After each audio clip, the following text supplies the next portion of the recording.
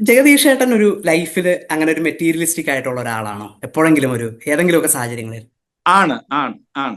എന്റെ ഷെയ്ഡ്സ് ഒക്കെ ഇതിനകത്തുണ്ട്. കാരണം വെച്ചാൽ ഞാന് ഈ എം ടിയുടെ ക്യാരക്ടേഴ്സ് ആണ് ഞാൻ. ഉം, പല എം ടിയുടെ ക്യാരക്ടേഴ്സിന്റെ ധർമ്മസങ്കടം അനുഭവിക്കുന്ന ആളാണ് ഞാൻ. ഉം, മറ്റുള്ളവരുടെ പ്രശ്നങ്ങൾ കാണുമ്പോൾ ഞാൻ സങ്കടപ്പെടും. പക്ഷെ ഉം. നമുക്ക് സഹായിക്കാൻ പറ്റാതെ നമ്മൾ പിറ്റേ ദിവസം അത് മറക്കും, മറക്കും. അന്ന് ദുഃഖിക്കും. ഉം, മെറ്റീരിയൽ ആയിട്ടുള്ള ചില കാര്യങ്ങൾക്ക് വേണ്ടി നമ്മളിപ്പം ഇപ്പോഴും മത്സരമൊക്കെ ഉണ്ട് നമുക്ക്.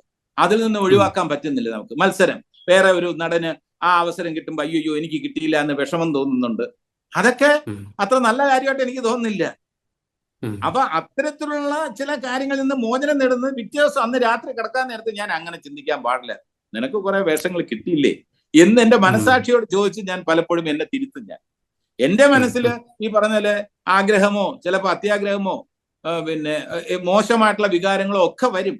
പക്ഷെ അതിനെ അതിജീവിക്കാനുള്ള ഒരു പ്രയറും ശ്രമവും എന്റെ ഭാഗത്തു നിന്നുണ്ട്. അത്രേ പറയാൻ പറ്റുള്ളൂ. അല്ലാതെ മെറ്റീരിയലിസ്റ്റിക് ആയിട്ടുള്ള കാര്യങ്ങൾ ആഗ്രഹം ഇല്ലാത്ത ആളല്ല ഞാൻ. അവാർഡുകൾ ആഗ്രഹിക്കുന്നു, നല്ല വേഷങ്ങൾ ആഗ്രഹിക്കുന്നു.